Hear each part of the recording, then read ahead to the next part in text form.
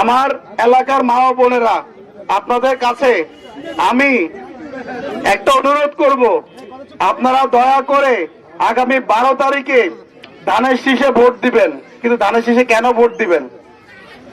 ধানের শীষে ভোট দিলে আবুল কালাম সাহেব জয়যুক্ত হলে, দেশনায়ক তারেক রহমান জয়যুক্ত হলে ইনশাআল্লাহ তারেক রহমান অনেকগুলো স্কিম নিয়ে আসছে, অনেক প্ল্যানিং নিয়ে আসছে বাংলাদেশে।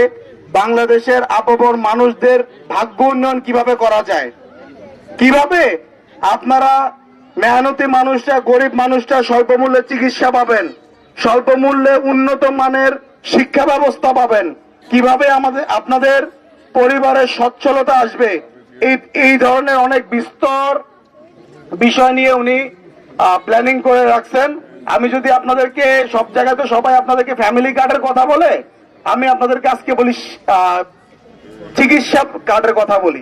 স্বাস্থ্য কার্ড, যেটা স্বাস্থ্য কার্ড যে জিনিসটা হবে, আমাদের দেশনায়ক তারেক রহমান যে প্ল্যানিংটা নিয়ে আসছে, আপনারা যারা আছেন যে নর্মালি আমাদের দেশে গরিব মানুষজন যায় কোথায় চিকিৎসা নেওয়ার জন্য, সরকারি হাসপাতালে, আর হচ্ছে বড় লোকরা যায় হচ্ছে প্রাইভেট হসপিটালে।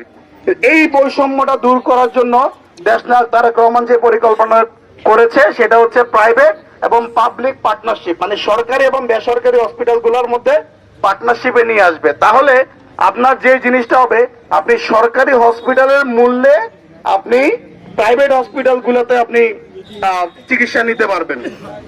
বাদ বাকি যে প্রাইভেট হসপিটাল যে এক্সট্রা যে এক্সপেন্স, সেটা সরকার আপনার হয়ে খরচটা প্রাইভেট হসপিটালকে দিয়ে দিবে।